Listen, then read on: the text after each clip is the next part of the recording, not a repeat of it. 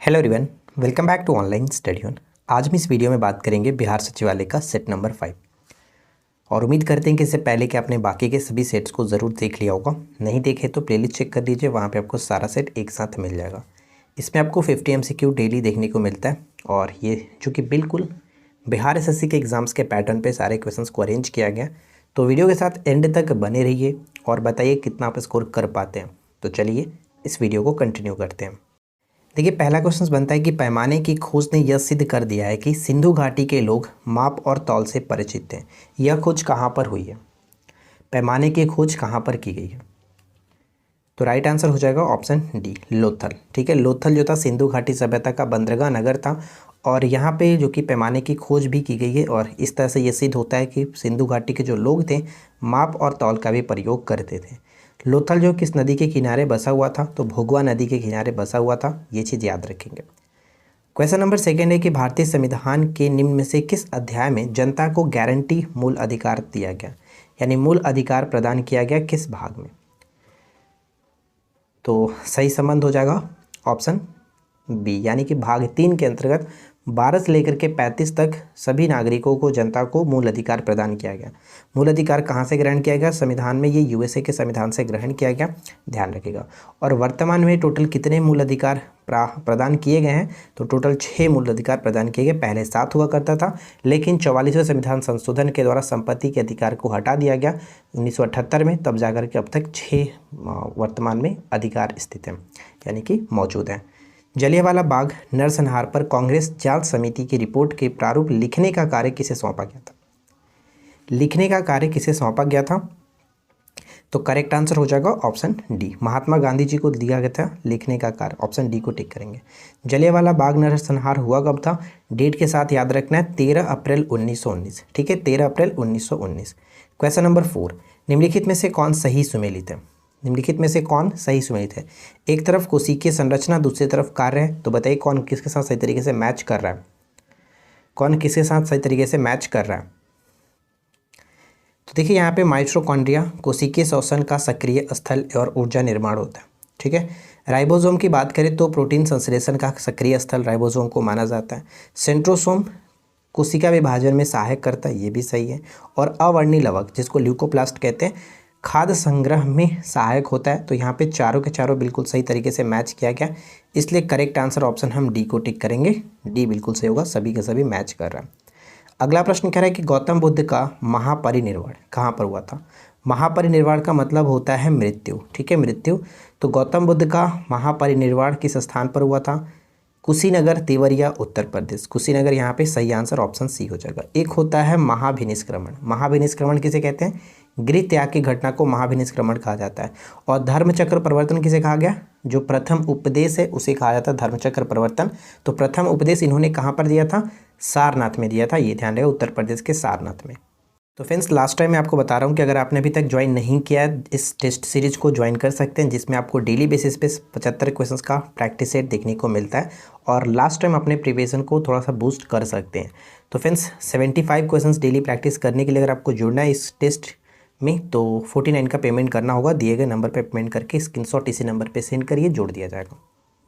देखिए, अगला क्वेश्चन है कि सूची 1 को सूची 2 के साथ सुमेलित करना है। एक तरफ राज्य और दूसरी तरफ राज्य के चिन्ह है। तो पहला पॉइंट यहाँ पे चेर जो है किसके साथ मैच करना चाहिए? चेर का जो राज्य के चिन्ह था वो धनुष। ठीक है, चोल जो था वो बाघ, बिल्कुल सही है। और पांडे जो थे वो मछली। तो यहाँ पे आप तीनों याद रख सकते हैं। देखिए, चोल चोर कह सकते हैं, चोर बाघ यानी कि भाग समझिए, चोर भाग, इस तरह से यह थोड़ा एक दूसरे से मिलता जुलता है। और पांडे से आप पांडव याद रख लीजिए। और पांडव का संबंध जैसे कि आपने महाभारत में देखा है, मछली का संबंध है, क्योंकि अर्जुन ने जो तीर मारा है। तो उस तरह से आप देख सकते हैं कि पांडे यानी कि अर्जुन से कोलरेट करके महाभारत से संबंधित मछली याद रख लीजिए।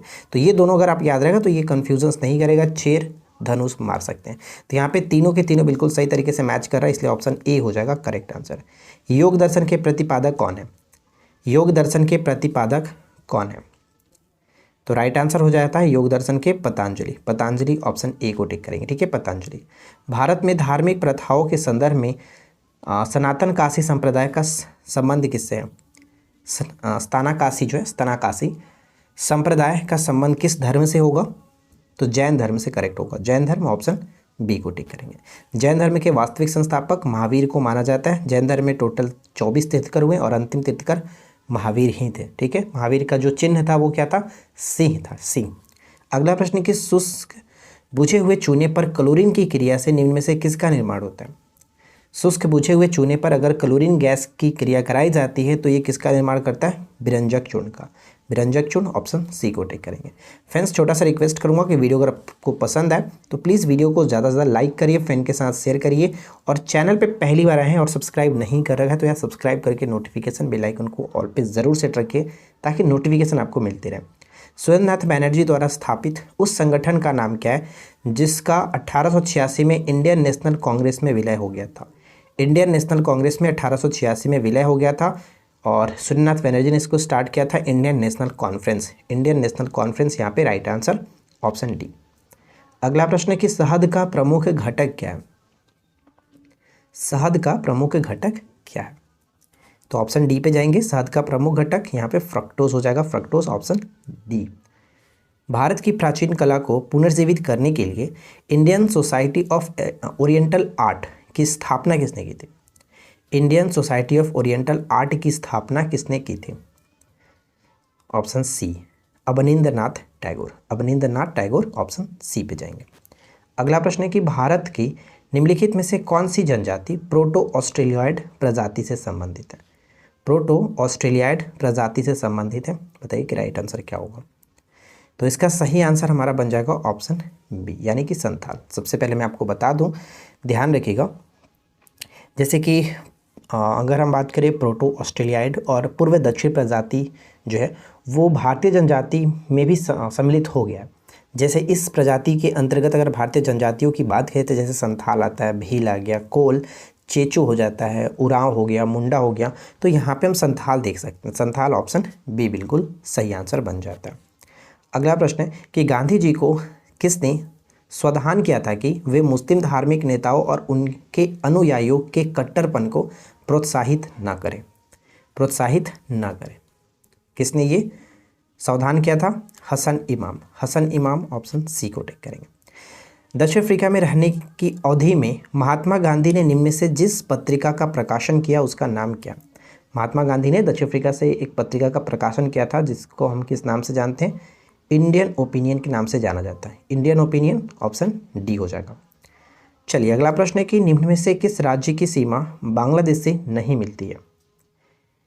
किस राज्य की सीमा जो है वो बांग्लादेश से नहीं मिलती है। तो हमने इससे पहले वाली वीडियो में बात किया था कि बांग्लादेश के साथ भारत के 5 राज्य जो कि अपनी सीमा साझा करते हैं, 5 राज्य, और वो 5 राज्य कौन कौन से, तो हमने क्या क्या बताया था, मेघालय, एक आपका असम होता है, साथ ही साथ त्रिपुरा, और उसके बाद हमने बात किया था एक बंगाल होता है और एक होता है मिजोरम। ठीक है, मिजोरम, ना कि मणिपुर।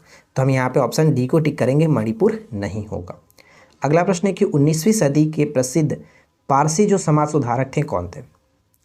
19वीं सदी के प्रसिद्ध पारसी समाज सुधारक कौन थे, ऑप्शन डी हो जाएगा, Behram ji M Malabari. Option D को टिक करेंगे, ऑप्शन डी करेक्ट आंसर है।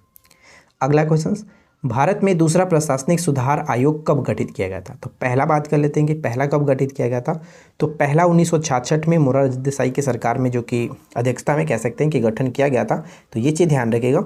और दूसरी अगर हम बात करें तो यहाँ पे करेक्ट आंसर बन जाएगा ऑप्शन डी, 2005 में। दूसरी प्रशासनिक जो आयोग है, सुधार आयोग 2005 में। संविधान के किस संशोधन के द्वारा एक ही व्यक्ति को एक या एक से अधिक राज्यों का राज्यपाल या केंद्र शासित प्रदेश का उपराज्यपाल नियुक्त किया जा सकता है, बताइए। तो मैंने आपको संविधान संशोधन से एक अलग वीडियो बना रखा है, आपने उसको नहीं देखा तो जाकर के जरूर देख लीजिएगा।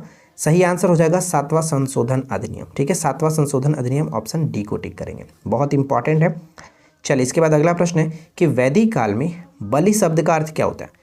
वैदिक काल में बलि शब्द का अर्थ क्या था। तो बलि शब्द का अर्थ प्रजा द्वारा शासन को दी गई जो भेंट होती थी उसी को कहा जाता था बलि। ऑप्शन डी, प्रजा द्वारा शासक को दी गई भेंट को बलि कहा जाता था। किस सातवाहन राजा ने स्वयं एक ब्राह्मण की उपाधि धारण की थी। एक ब्राह्मण, एक ब्राह्मण या फिर एक ब्राह्मण की उपाधि धारण की थी, और वो कौन थे, सातवाहनों के सबसे प्रसिद्ध जो कि शक्तिशाली शासक के रूप में प्रसिद्ध थे, गौतमी पुत्र सतकर्णी। गौतमी पुत्र सतकर्णी, ऑप्शन सी हो जाएगा। और एक चीज़ मैंने आपको बताया था कल की वीडियो में कि सातवाहन ने सबसे पहले ब्राह्मणों को भूमि अनुदान देने की प्रथा स्टार्ट की थी, जबकि सबसे ज़्यादा भूमि अनुदान कहाँ पर किए गए थे? गुप्त काल में। कौन से बौद्ध ग्रंथ में 16 महाजनपदों का उल्लेख है? ध्यान दीजिएगा, यहाँ पे बात की जा रही है कि बौद्ध ग्रंथ में 16 महाजनपदों का उल्लेख जैन ग्रंथ में मिलता है, लेकिन बौद्ध ग्रंथ अंगुत्तर निकाय था, जबकि जैन ग्रंथ भगवती सूत्र है। यहाँ पे फिलहाल करेक्ट आंसर हमारा ऑप्शन ए बनेगा। अगला प्रश्न है कि निम्नलिखित में से किस शासक ने भारत में सर्वप्रथम इका व्यवस्था को प्रारंभ किया? इका व्यवस्था या फिर इक्ता प्रथा जिसको कहते हैं, इक्ता प्रथा को सबसे पहले स्टार्ट किया था गुलाम वंश के शासक इल्तुतमिश ने। यहाँ पे सही आंसर ऑप्शन ए को टिक करेंगे, इल्तुतमिश। चलिए, नगद वेतन के बदले में भूमि दिया जाता था, इसको इक्ता कहा जाता था। अगला प्रश्न है कि भारत में मनसबदारी व्यवस्था किसने प्रारंभ की थी? तो मैंने आपको कल बताया था कि जब हमने अकबर से शॉर्ट नोट्स आपको बताया सारी चीज़ें अकबर के संबंध में, तो उसमें हमने बताया था कि मनसबदारी प्रथा को स्टार्ट किया गया था किसके द्वारा? अकबर के द्वारा। यहाँ पे सही आंसर हो जाएगा ऑप्शन सी, अकबर के द्वारा। ठीक है फ्रेंड्स, आगे बढ़ते हैं। नेक्स्ट वन है कि एकेडमिक एसोसिएशन की स्थापना किसने की थी? एकेडमिक एसोसिएशन की स्थापना किसने की थी?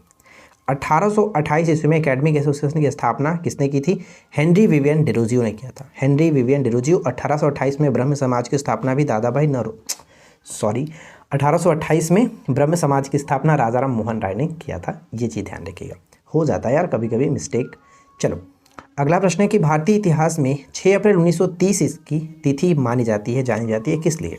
6 अप्रैल 1930। तो 12 मार्च 1930 को दांडी मार्च स्टार्ट हुआ था और 6 अप्रैल को ये जाकर के ख़त्म हुआ। तो महात्मा गांधी द्वारा दांडी मार्च है, तो ये जो कि फेमस था, इसलिए ऑप्शन ए करेक्ट आंसर बनेगा। भारत का एकमात्र प्रसिद्ध ब्रह्मा जी का जो मंदिर है, जिसका निर्माण गोकुलचंद पारिक ने करवाया था, यह कहाँ स्थित है? नाम याद रहेगा, इंपॉर्टेंट रहेगा, गोकुलचंद पारिक, क्योंकि भारत का एकमात्र जो कि ब्रह्मा जी का ये मंदिर स्थित है राजस्थान के पुष्कर में। ठीक है, राजस्थान के पुष्कर में, ऑप्शन सी। पादपों द्वारा वायुमंडल में जल परिवर्धन की प्रक्रिया क्या कहलाती है? पादपों द्वारा वायुमंडल में जल परिवर्धन की जो प्रक्रिया होती है उसको हम किस नाम से जानते हैं? जो पौधों में अधिक जल होता है इसको बाहर निकाल देते हैं पौधे, इस क्रिया को वाष्पोत्सर्जन के नाम से जाना जाता है, वाष्पोत्सर्जन, ऑप्शन सी। किसने अपने प्रतिद्वंदियों से अपने राज्य की रक्षा के लिए उनके साथ वैवाहिक संबंध स्थापित किए थे? उनके साथ वैवाहिक जो कि संबंध स्थापित किए थे। तो राइट आंसर हो जाएगा ऑप्शन बी, कुतुबुद्दीन ऐबक। ठीक है, कुतुबुद्दीन ऐबक, ऑप्शन बी। गुलाम वंश के संस्थापक, जिनको लाख बख्श के नाम से भी जाना गया, क्योंकि लाखों का दान देने के कारण 1206 में इन्होंने जो कि गुलाम वंश की स्थापना की, या फिर मामलुक वंश की स्थापना कह सकते हैं, और 1210 में चौगान खेलते समय गिरने से इनकी मृत्यु भी हो गई थी। नेक्स्ट वन है कि नीचे दिए गए कथनों पर विचार करिए। कुतुब मीनार की नींव रखी थी इन्होंने ही, ध्यान रखिएगा। तो यहाँ पे 3 पॉइंट से तीनों को पढ़ना है, बताना कि कौन सा पॉइंट्स यहाँ पे सही होगा। क्या कह रहे हैं? पहला पॉइंट्स पढ़िए क्या है। पहला पॉइंट है कि भारतीय राष्ट्रीय कांग्रेस का प्रथम अधिवेशन कहाँ पे हुआ था? कलकत्ता में। ये गलत है, क्योंकि प्रथम अधिवेशन बम्बई में हुआ था। बाकी दूसरा पॉइंट्स क्या है? भारतीय राष्ट्रीय कांग्रेस का दूसरा अधिवेशन दादा भाई नौरोजी ने किया, ये बिल्कुल सही। और भारतीय राष्ट्रीय कांग्रेस तथा मुस्लिम लीग ने दोनों ने लखनऊ में 1916 में अधिवेशन में लखनऊ समझौता संपन्न किया, तो ये बिल्कुल सही है। 1907 में जब सूरत अधिवेशन में विभाजन हुआ था, तो 1916 में समझौता हो गया था लखनऊ अधिवेशन में। तो 2 और 3 सही है, इसलिए हम ऑप्शन सी पे जाएंगे कि 2 और 3 बिल्कुल करेक्ट हो रहा है।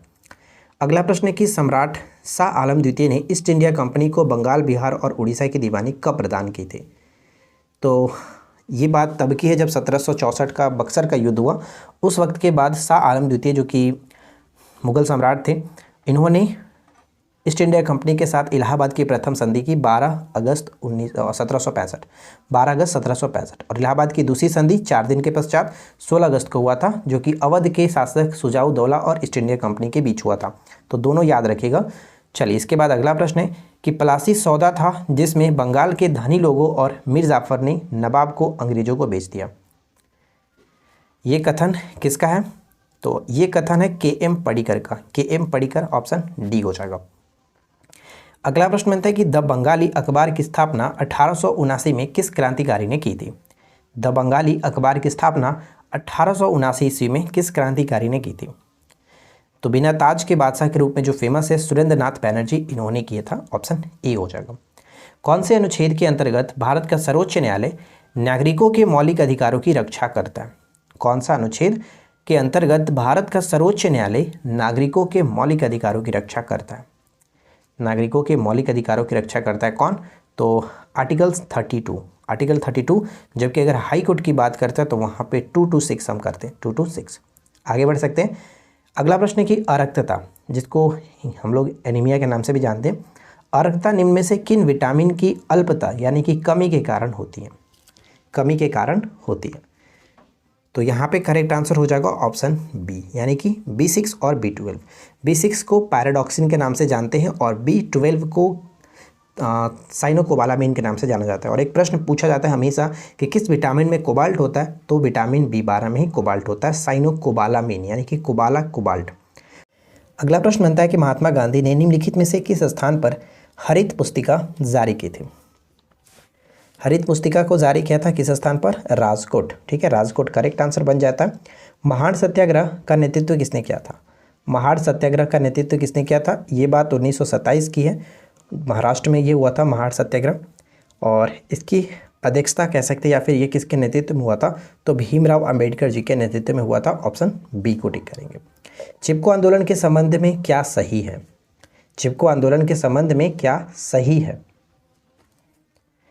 तो ध्यान रहेगा, चिपको आंदोलन के संबंध में हम यहाँ पे कहेंगे पहला कि ये वन संरक्षण से संबंधित है। इस आंदोलन की चंडी प्रसाद भट्ट और गौरा देवी की ओर से की गई थी। सुंदरलाल बहुगुणा ने भी इसमें बहुत अहम भूमिका निभाई थी। आंदोलन की शुरुआत तत्कालीन उत्तर प्रदेश के चमोली जिले से की गई थी। ठीक है, ये भी सही है। और इसका संबंध 1983, ये गलत है, 1973 होगा। ठीक है, 1973 1973 के साथ होगा। तो केवल 1 2 3 ही सही है, इसलिए अब ऑप्शन ए पे जाएंगे, 1 2 3। अगला प्रश्न कि जीव मिल्खा सिंह किस खेल से संबंधित है? जीव मिल्खा सिंह जो है किस खेल से संबंधित है? तो गोल्फ यहाँ पे राइट आंसर बन जाएगा, ऑप्शन ए गोल्फ।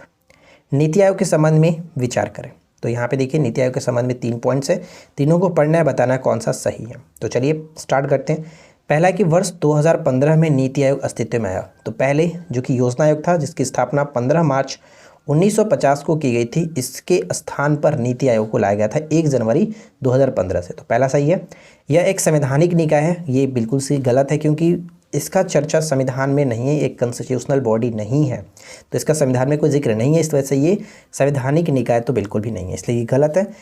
इसे योजना आयोग के स्थान पर लाया गया, तो ये भी जस्ट हमने बात किया। तो 1 और 3 सही है। 1 और 3 कहाँ पे? ऑप्शन बी, 1 और 3 बिल्कुल सही आंसर है। अब आपके एक छोटा सा क्वेश्चन आपको ये बताना है कि वर्तमान में नीति आयोग के अध्यक्ष कौन है और साथ ही साथ सीईओ कौन है। जल्दी से दोनों क्वेश्चन का राइट आंसर नीचे कमेंट करके बताइएगा। अध्यक्ष और सीईओ कौन है? अध्यक्ष, चलो अध्यक्ष तो छोड़ देते हैं, अध्यक्ष तो सभी को पता होगा। सीईओ और उपाध्यक्ष कौन है, ये आप कमेंट करके बताइए। चलिए अगला प्रश्न हमारा क्या बनता है? नेक्स्ट वन है कि भारतीय संविधान का अनुच्छेद 41 कुछ मामलों में काम, शिक्षा और सार्वजनिक सहायता प्रदान करने के अधिकार किससे संबंधित है? बहुत ही सिंपल सा क्वेश्चन है कि 41 जब आर्टिकल आपको दिख जाता है तो आपको पता है कि 36 से लेकर के 51 तक किसके अंतर्गत आएगा? तो राज्य के नीति सिद्धांतों के अंतर्गत, इसलिए हम ऑप्शन बी पे जाएंगे। ठीक है, बी करेक्ट होगा। इसके बाद नेक्स्ट वन है कि 73वें संविधान संशोधन द्वारा 11वीं अनुसूची में पंचायती राज संस्थाओं को कितने कार्य सौंपे गए? अभी आज ही मैंने पंचायती राज से संबंधित वीडियो को अपलोड कर दिया है, आप जा करके पंचायती राज संबंधित वीडियो को देखिए और अच्छे तरीके से सारी चीज़ों को समझिए, क्या होता है पंचायती राज में, क्या क्या क्वेश्चंस आपको जानने को मिलता है, क्या क्या पूछा जाता है। तो 73वें संविधान संशोधन अधिनियम की बात करें तो इसमें 11वीं अनुसूची में भाग 9 के अंतर्गत ये आता है और इसमें पंचायतों को 29 विषय दिए गए काम करने के लिए। ऑप्शन डी 29 विषय। कोशिकीय और आणविक जीव विज्ञान केंद्र कहाँ स्थित है? कोशिकीय और आणविक जीव विज्ञान केंद्र कहाँ स्थित है? तो राइट आंसर हो जाएगा ऑप्शन डी हैदराबाद। ठीक है, हैदराबाद बिल्कुल करेक्ट आंसर है, डी को टिक करेंगे। अगला प्रश्न है कि भारतीय संविधान के किस अनुच्छेद में कहा गया है कि संघ के लिए एक संसद होगी जो राष्ट्रपति और 2 सदनों से मिलकर के बनेगा, यानी राष्ट्रपति और लोकसभा राज्यसभा से मिलकर के बनेगा।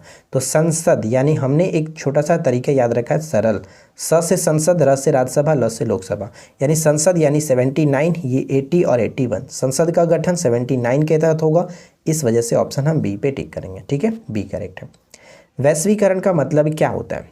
वैश्वीकरण का मतलब क्या होता है?